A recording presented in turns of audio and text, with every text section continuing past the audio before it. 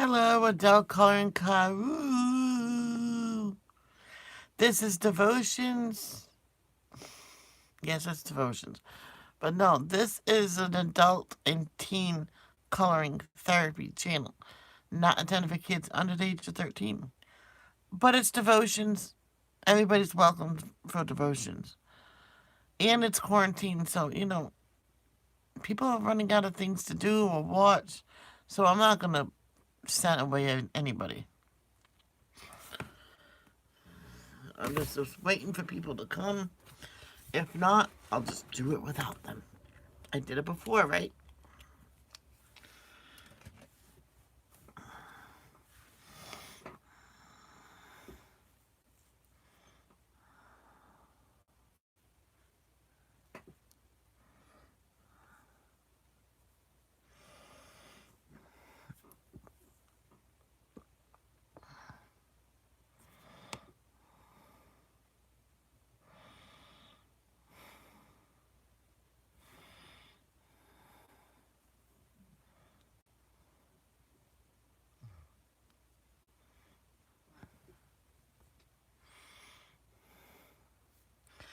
This eye had gunk all in it. You can probably tell because it's a little red.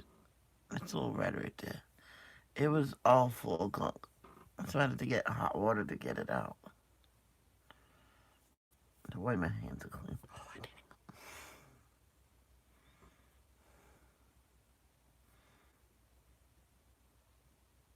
Oh, that's what I asked. Oh, I can get Visine. Okay, let's start. My chair's on the highest part. Maybe I can lower it. I did that one time. I went all the way down. Yeah, that's better. That's better. Our Father who art in heaven, hallowed be thy name. Thy kingdom come, thy will be done, on earth as it is in heaven. Give us this day our daily bread. Forgive us for our trespasses. Forgive those who trespass against us. Lead us not to temptation, but deliver us from evil. For thine is the kingdom, the power, and the glory, forever and ever. Amen.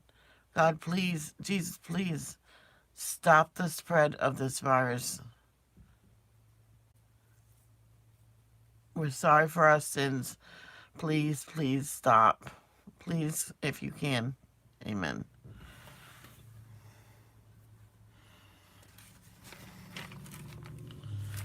All right, today, I said the statistics of, as of yesterday, there was 3 more deaths. So there's 30 total. 147 new cases. So we're up to 1,229 new cases altogether. 123 in the hospital. But a lot of people um, is recovering from this. So I'm not too worried about it because we're at the rapid spread in Rhode Island of um, the virus. So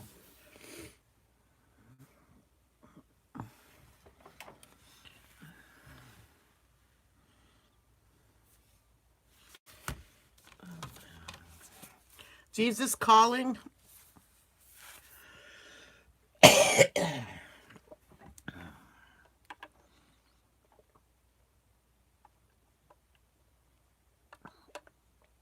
Today's trash day. Ugh. Jesus calling April 8th. I am with you and I am with you and for you. Your constant companion and provider. The question is whether you are with me and for me. Yes, I am.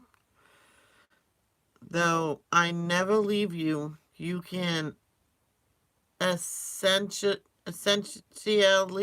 leave. I have no idea what that word is. Me by ignoring me, thinking of or acting as if I am not with you. When you feel distance in your relationship, you know that where the problem lies. My love for you, it's constant. I am the same yesterday, today, and forever. It is you who change like shifting sand, letting circumstances toss you this way and that. When you feel far from me, whisper my name. This simple act, done in childlike faith, opens your heart to my presence. Speak to me in love tone, prepare to sorry. Speak to me in love tones. Prepare to receive my love, which flows internally from the cross. I am delighted when you open yourself to my love and presence. And we will be reading Genesis chapter 28, verse 15, Romans chapter 8, verse 31, Hebrews chapter 13, verse 8. I'm reading to myself. That's fine. All right, let's go to Genesis first, 28. Hold on. I remembered. Ah, ha, ha. I remembered. But yes, I did not remember to put what chapters we're reading.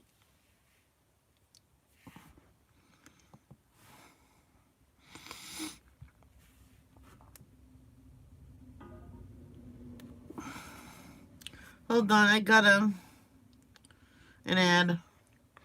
I'll watch the ad. Some people don't. Hey, Alicia. Some people don't like to watch the ad, but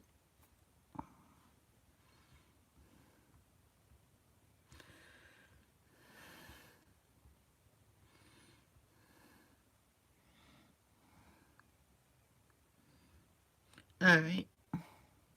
I'm just gonna type in. Oh, did you? Oh, I didn't even look at mine. Sports viewers. Thank you, sports viewers. WSJ, thank you. Oh. All right. Genesis chapter 28, verse 15.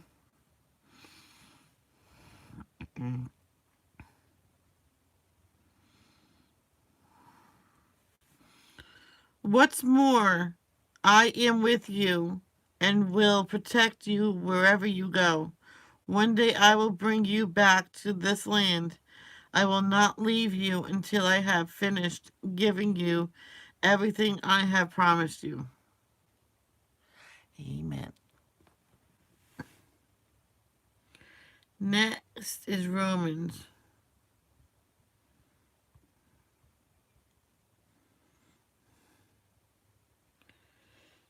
Eight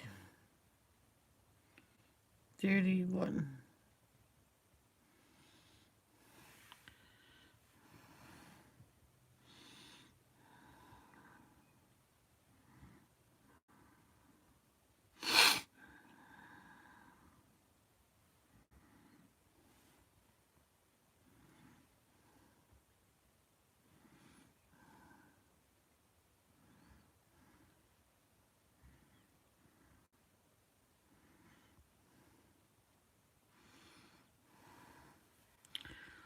What shall we say about such wonderful things as, oh, hold on.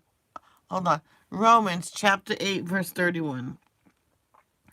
What shall we say about such wonderful things as these?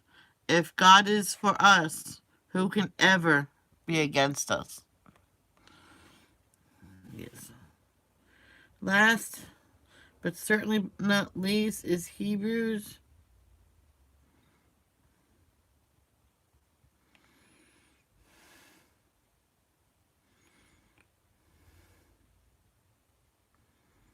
Hebrews chapter 13, verse 8.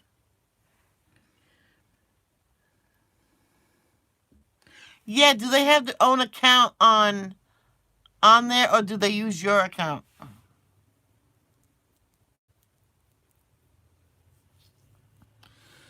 Hey, my friend Mary that lives in Barville stole money from me 3 times.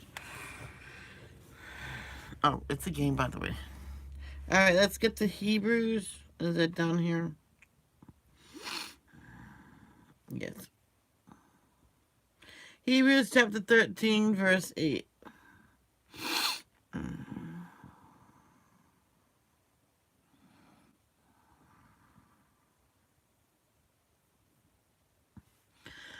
Jesus Christ is the same yesterday, today, and forever. Amen. Uh-oh. I'm done with that anyway.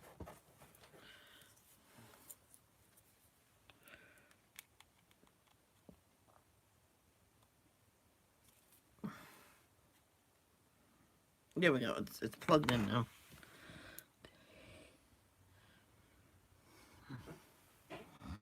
I so want to raid their town, their village. I want to raid their village.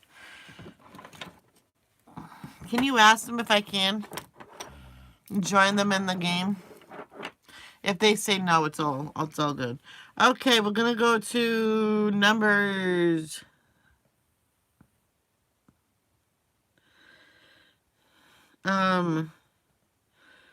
8.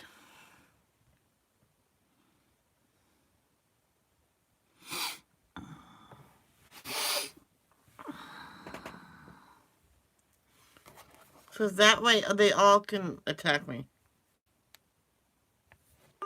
I don't want them to. Chapter 8. Preparing the lamps. The Lord said to Moses, "Give Aaron the following instructions. When you set up the 7 lamps in the lampstand, place them so their light shines forward in front of the lampstand." So Aaron did this. He set up the 7 lamps so they reflected their light forward, just as the Lord had commanded Moses. The entire lampstand, from its base to its decorative blossoms, was made of beaten gold. It was built according to the exact design the Lord had shown Moses. The Levites dedicated. Then the Lord said to Moses, "Now set the Levites apart from the rest of the people of Israel and make them ceremonially clean. Do this by sprinkling them with the water of purification and have them shave their entire body and wash their clothing. Then they will be ceremonially clean. Have them bring a young bull and a grain offering of choice flour moistened with olive oil, along with a second young bull for a sin offering. Then assemble the whole community of Israel and present the Levites at the entrance of the tabernacle. When you present the Levites before the Lord, the people of Israel must lay their hands on them. Raising his hands, Aaron must then present the Levites to the Lord as a special offering from the people of Israel, thus dedicating them to the Lord's service. Next, the Levites will lay their hands on the heads of the young bulls. Present one as a sin offering and the other as a burnt offering to the Lord, to purify the Levites and make them right with the Lord. Then have the Levites stand in front of Aaron and his sons, and raise your hands and present them as a special offering to the Lord. In this way, you will set the Levites apart from the rest of the people of Israel, and the Levites will belong to me. After this, they may go into the tabernacle to do their work, because you have purified them and presented them as a special offering. Of all the people of Israel, the Levites are reserved for me. I have claimed them for myself in place of all the firstborn sons of the Israelites. I have taken the Levites as their substitutes. For all the firstborn males among the people of Israel are mine, both of people and of animals. I set them apart for myself on the day I struck down all the firstborn sons of the Egyptians. Yes, I have claimed the Levites in place of all the firstborn sons of Israel. And of all the Israelites I have assigned the Levites to Aaron and his sons. They will serve in the tabernacle on behalf of the Israelites and make sacrifices to purify the people so no plague will strike them when they approach the sanctuary. So Moses, Aaron, and the whole community of Israel dedicated the Levites, carefully following all the Lord's instructions to Moses. The Levites purified themselves from sin and washed their clothes, and Aaron lifted them up and presented them to the Lord as a special offering. He then offered a sacrifice to purify them and make them right with the Lord. After that, the Levites went into the tabernacle to perform their duties, assisting Aaron and his sons. So they carried out all the commands that the Lord gave Moses concerning the Levites. The Lord also instructed Moses, "This is the rule the Levites must follow. They must begin serving in the tabernacle at the age of 25, and they must retire at the age of 50. After retirement, they may assist their fellow Levites by serving as guards at the tabernacle, but they may not officiate in the service. This is how you must assign duties to the Levites." Yeah. Chapter 9. The Second Passover. A year after Israel's departure from Egypt, the Lord spoke to Moses in the wilderness of Sinai. In the first month of that year, he said, "Tell the Israelites to celebrate the Passover at the prescribed time, at twilight, on the 14th day of the first month. Be sure to follow all my decrees and regulations concerning this celebration." So Moses told the people to celebrate the Passover in the wilderness of Sinai as twilight fell on the 14th day of the month. And they celebrated the festival there, just as the Lord had commanded Moses. But some of the men had been ceremonially defiled by touching a dead body, so they could not celebrate the Passover that day. They came to Moses and Aaron that day and said, "We have become ceremonially unclean by touching a dead body, but why should we be prevented from presenting the Lord's offering at the proper time with the rest of the Israelites?" Moses answered, "Wait here until I have received instructions for you from the Lord." This was the Lord's reply to Moses. "Give the following instructions to the people of Israel. If any of the people now or in future generations are ceremonially unclean at Passover time because of touching a dead body, or if they are on a journey and cannot be present at the ceremony, they may still celebrate the Lord's Passover. They must offer the Passover sacrifice 1 month later at twilight on the 14th day of the second month. They must eat the Passover lamb at that time with bitter salad greens and bread made without yeast. They must not leave any of the lamb until the next morning, and they must not break any of its bones. They must follow all the normal regulations concerning the Passover. But those who neglect to celebrate the Passover at the regular time, even though they are ceremonially clean and not away on a trip, will be cut off from the community of Israel. If they fail to present the Lord's offering at the proper time, they will suffer the consequences of their guilt. And if foreigners living among you want to celebrate the Passover to the Lord, they must follow these same decrees and regulations. The same laws apply both to native-born Israelites and to the foreigners living among you. The fiery cloud. On the day the tabernacle was set up, the cloud covered it. But from evening until morning, the cloud over the tabernacle looked like a pillar of fire. This was the regular pattern. At night, the cloud that covered the tabernacle had the appearance of fire.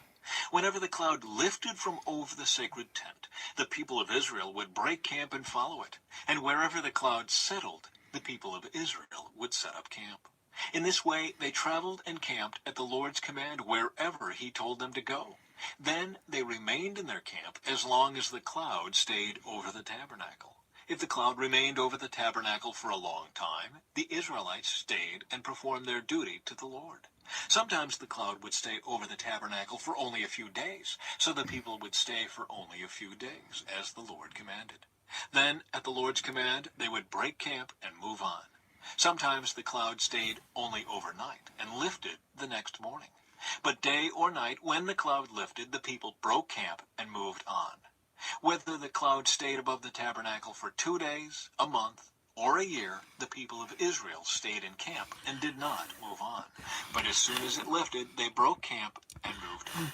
So they camped or traveled at the Lord's command, and they did whatever the Lord told them through Moses. Yes. Chapter 10. The Silver Trumpets. Now the Lord said to Moses, "Make 2 trumpets of hammered silver for calling the community to assemble, and for signaling the breaking of camp. When both trumpets are blown, everyone must gather before you at the entrance of the tabernacle. But if only one trumpet is blown, then only the leaders, the heads of the clans of Israel, must present themselves to you. When you sound the signal to move on, the tribes camped on the east side of the tabernacle must break camp and move forward. When you sound the signal a second time, the tribes camped on the south will follow. You must sound short blasts as the signal for moving on. But when you call the people to an assembly, blow the trumpets with a different signal. Only the priests, Aaron's descendants, are allowed to blow the trumpets. This is a permanent law for you to be observed from generation to generation. When you arrive in your own land and go to war against your enemies who attack you, sound the alarm with the trumpets. Then the Lord your God will remember you and rescue you from your enemies. Blow the trumpets in times of gladness, too, sounding them at your annual festivals and at the beginning of each month. And blow the trumpets over your burnt offerings and peace offerings. The trumpets will remind the Lord your God of his covenant with you. I am the Lord your God. The Israelites leave Sinai. In the second year after Israel's departure from Egypt, on the 20th day of the second month, the cloud lifted from the tabernacle of the covenant. So the Israelites set out from the wilderness of Sinai and traveled on from place to place until the cloud stopped in the wilderness of Paran. When the people set out for the first time, following the instructions the Lord had given through Moses, Judah's troops led the way. They marched behind their banner, and their leader was Nahshon, son of Amminadab. They were joined by the troops of the tribe of Issachar, led by Nathanael, son of Zur, and the troops of the tribe of Zebulun, led by Eliab, son of Helon. Then the tabernacle was taken down, and the Gershonite and Merarite divisions of the Levites were next in the line of march, carrying the tabernacle with them.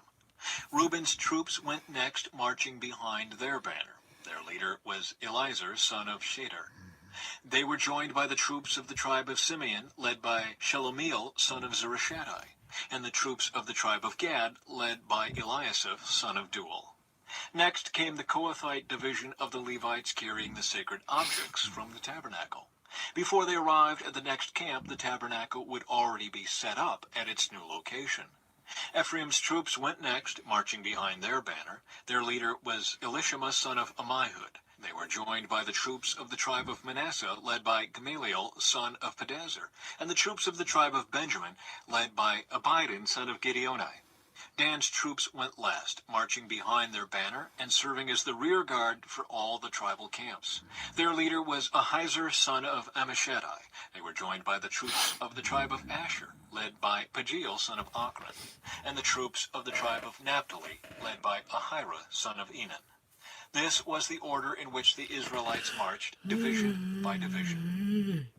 Sorry. One day Moses said to his brother-in-law, Hobab, son of Ruel the Midianite, "We are on our way to the place the Lord promised us, for he said, 'I will give it to you. Come with us, and we will treat you well, for the Lord has promised wonderful blessings for Israel.'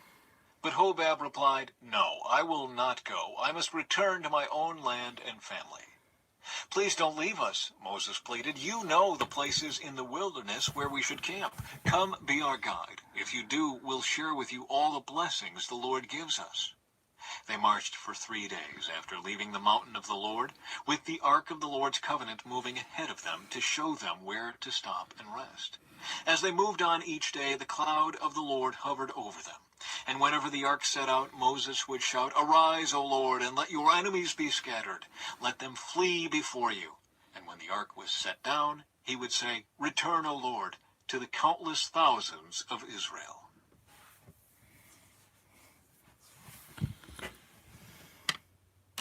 Chapter 11.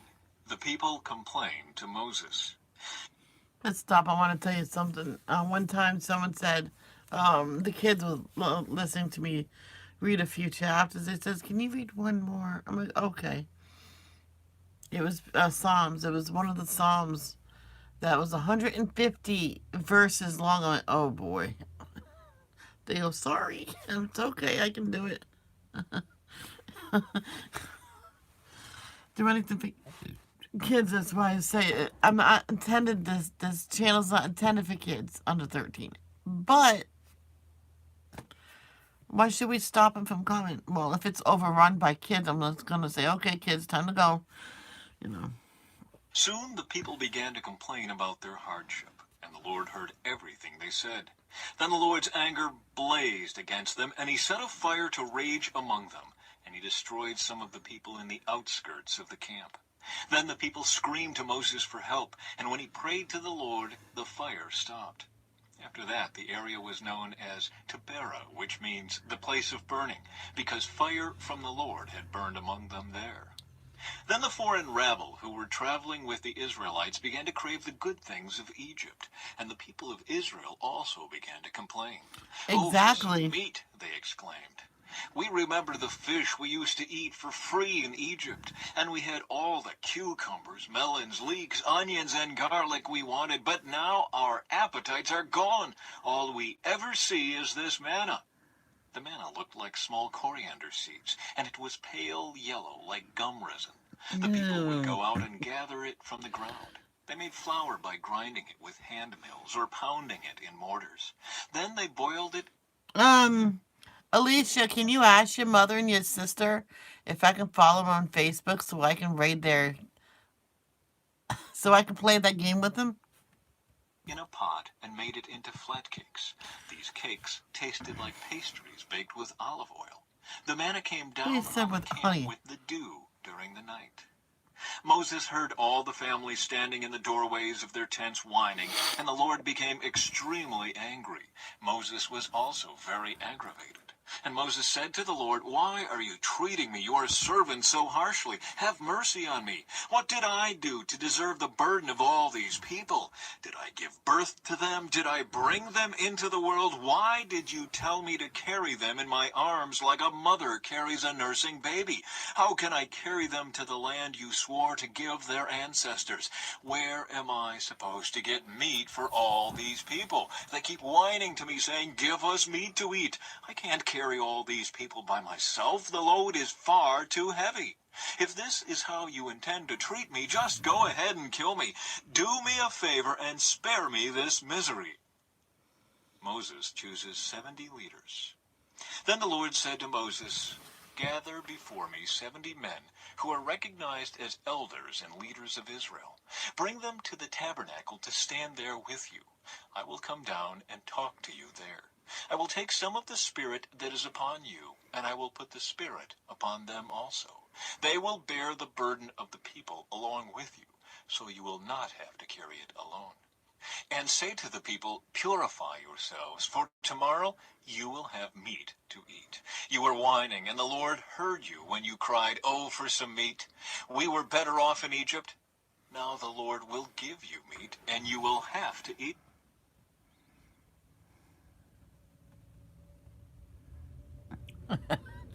Now, Alicia, mutual friends means that we have the same friends. So if I go to mutual friends, it's only going to be the friends that we share.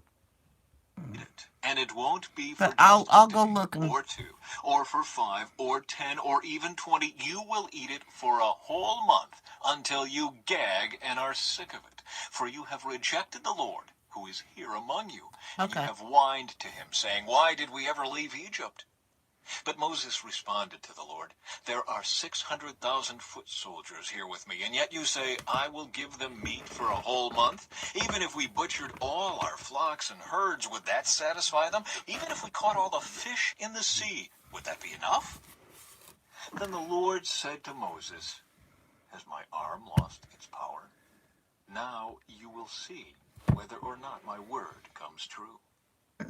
So Moses went out and reported the Lord's words to the people. He gathered the 70 elders and stationed them around the tabernacle. And the Lord came down in the cloud and spoke to Moses. Then he gave the 70 elders the same Spirit that was upon Moses. And when the Spirit rested upon them, they prophesied. But this never happened again. 2 men, Eldad and Medad, had stayed behind in the camp. They were listed among the elders, but they had not gone out to the tabernacle. Yet the Spirit rested upon them as well. So they prophesied there in the camp.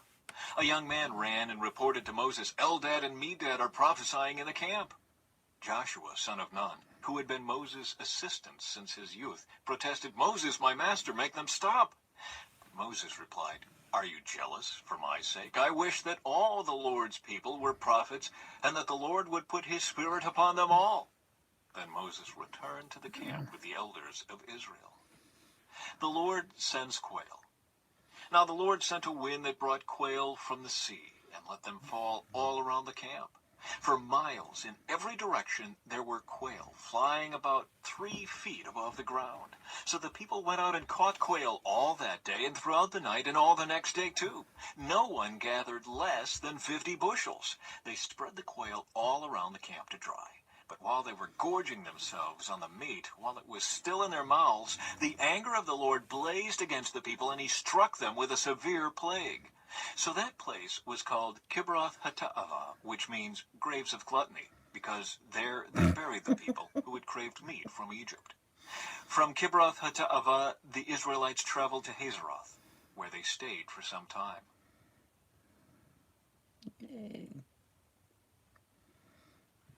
Chapter 12. The complaints of Miriam and Aaron. While they were at Hazeroth, Miriam and Aaron criticized Moses because he had married a Cushite woman. They said, "Has the Lord spoken only through Moses? Hasn't he spoken through us too?" But the Lord heard them. Now Moses was very humble, more humble than any other person on earth. So immediately the Lord called to Moses, Aaron, and Miriam and said, "Go out to the tabernacle, all three of you." So the three of them went to the tabernacle. Then the Lord descended in the pillar of cloud and stood at the entrance of the tabernacle. "Aaron and Miriam," he called. And they stepped forward. And the Lord said to them, "Now listen to what I say. If there were prophets among you, I, the Lord, would reveal myself in visions. I would speak to them in dreams. But not with my servant Moses. Of all my house, he is the one I trust.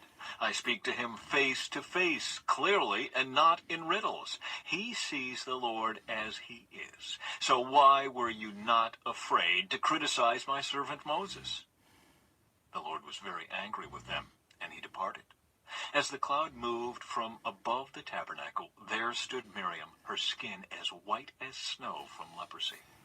When Aaron saw what had happened to her, he cried out to Moses, "Oh, my master, please don't punish us for this sin we have so foolishly committed. Don't let her be like a stillborn baby, already decayed at birth." So Moses cried out to the Lord, "Oh God, I beg you, please heal her." But the Lord said to Moses, "If her father had done nothing more than spit in her face, wouldn't she be defiled for 7 days? So keep her outside the camp for 7 days, and after that she may be accepted back." So Miriam was kept outside the camp for 7 days, and the people waited until she was brought back before they traveled again. Then they left Hazeroth and camped in the wilderness of Paran. Chapter 13. I'm still 12 listening. scouts explore Canaan. The Lord now said to Moses, "Send out men to explore the land of Canaan, the land I am giving to the Israelites. Send one leader from each of the 12 ancestral tribes." So Moses did as the Lord commanded him. He sent out 12 men, all tribal leaders of Israel, from their camp in the wilderness of Paran. These were the tribes and the names of their leaders: Reuben, Shammua, son of Zachar; Simeon, Shaphat, son of Hori; Judah, Caleb, son of Jephunneh; Issachar, Igal, son of Joseph; Ephraim, Hoshea, son of Nun; Benjamin, Palti, son of Raphu; Zebulun, Gadil, son of Sadai; Manasseh, son of Joseph; Gadi, son of Susan; Dan, Amiel, son of Gamali; Asher, Sether, son of Michael; Oh my goodness. Nebai, son of Vopsi; It Gad, keeps stop. Reuel, son of Makai. These are the names of the men Moses sent out to explore the land. Moses called Hoshea, son of Nun, by the name Joshua. Moses gave the men these instructions as he sent them out to explore the land. "Go north through the Negev into the hill country. See what the land is like, and find out whether the people living there are strong or weak, few or many. See what kind of land they live in. Is it good or bad? Do their towns have walls, or are they unprotected like open camps? Is the soil fertile or poor? Are there many trees? Do your best to bring back samples of the crops you see." It happened to be the season for harvesting the first ripe grapes. So they went up and explored the land from the wilderness of Zin as far as Rehob near Lebo-Hamath. Going north, they passed through the Negev and arrived at Hebron, where Ahiman, Shishai, and Talmai, all descendants of Anak, lived. The ancient town of Hebron was founded 7 years before the Egyptian city of Zoan. When they came to the valley of Eshcol, they cut down a branch with a single cluster of grapes so large that it took 2 of them to carry it on a pole between them. They also brought back samples of the pomegranates and figs. That place was called the Valley of Eshcol, which means cluster, because of the cluster of grapes the Israelite men cut there. The scouting report. After exploring the land for 40 days, the men returned to Moses, Aaron, and the whole community of Israel at Kadesh in the wilderness of Paran. They reported to the whole community what they had seen and showed them the fruit they had taken from the land. This was their report to Moses. We entered the land you sent us to explore, and it is indeed a bountiful country, a land flowing with milk and honey. Here is the kind of fruit it produces. But the people living there are powerful, and their towns are large and fortified.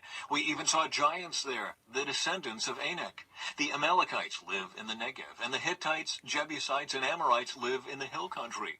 The Canaanites live along the coast of the Mediterranean Sea and along the Jordan Valley. But Caleb tried to quiet the people as they stood before Moses. "Let's go at once to take the land," he said. "We can certainly conquer it." But the other men who had explored the land with him disagreed. "We can't go up against them. They are stronger than we are." So they spread this bad report about the land among the Israelites. "The land we traveled through and explored will devour anyone who goes to live there. All the people we saw were huge. We even saw giants there, the descendants of Anak. Next to them, we felt like grasshoppers, and that's what they thought too."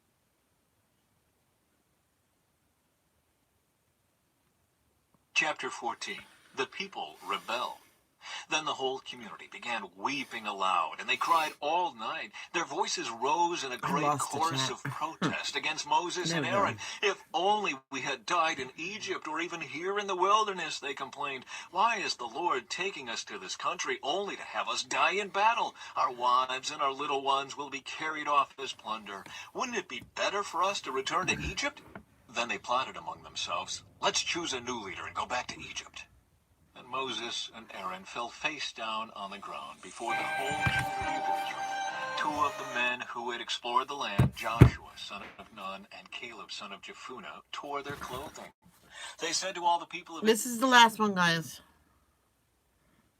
Israel, "The land we traveled through and explored is a wonderful land. And if the Lord is pleased with us, he will bring us safely into that land and give it to us. It is a rich land flowing with milk and honey. Do not rebel against the Lord, and don't be afraid of the people of the land. They are only helpless prey to us. They have no protection, but the Lord is with us. Don't be afraid of them." But the whole community began to talk about stoning Joshua and Caleb. Then the glorious presence of the Lord appeared to all the Israelites at the tabernacle. And the Lord said to Moses, "How long will these people treat me with contempt? Will they never believe me, even after all the miraculous signs I have done among them? I will disown them and destroy them with a plague. Then I will make you into a nation greater and mightier than they are." Moses intercedes for the people. But Moses objected. "What will the Egyptians think when they hear about it?" he asked the Lord. "They know full well the power you displayed in rescuing your people from Egypt. Now, if you destroy them, the Egyptians will send a report to the inhabitants of this land, who have already heard that you live among your people. They know, Lord, that you have appeared to your people face to face, and that your pillar of cloud hovers over them. They know that you go before them in the pillar of cloud by day, and the pillar of fire by night.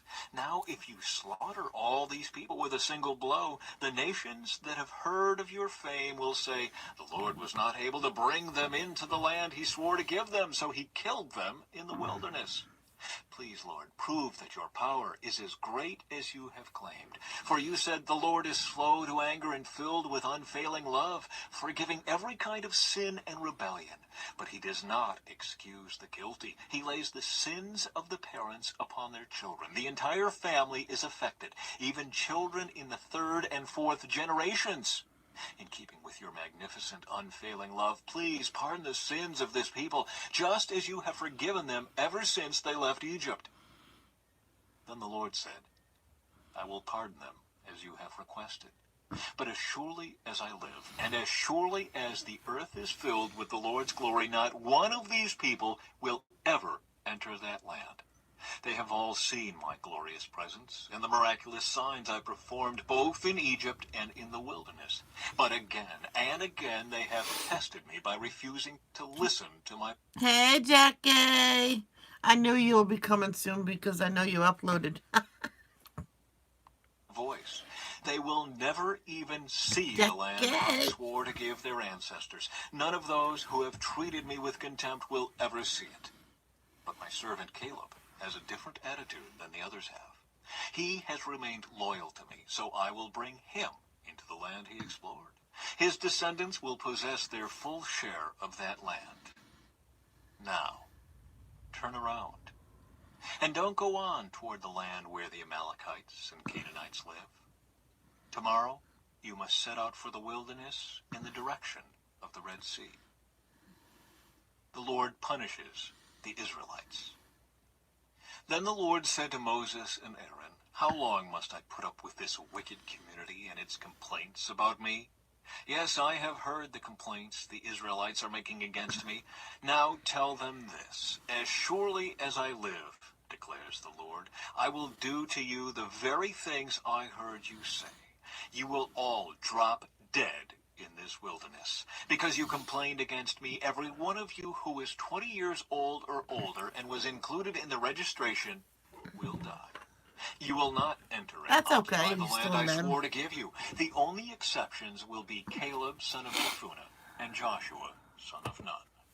You said your children would be carried off as plunder. Well, I will bring them safely into the land, and they will enjoy what you have despised. But as for you, Are you guys going live at all today? Just let me know, Jackie. Because after the night owl, I was planning on going live. you will drop dead in this wilderness, and your children will be like shepherds wandering in the wilderness for 40 years.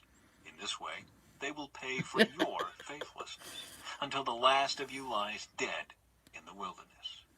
Because your men explored the land for 40 days, you must wander in the wilderness for 40 years, a year for each day, suffering the consequences of your sins.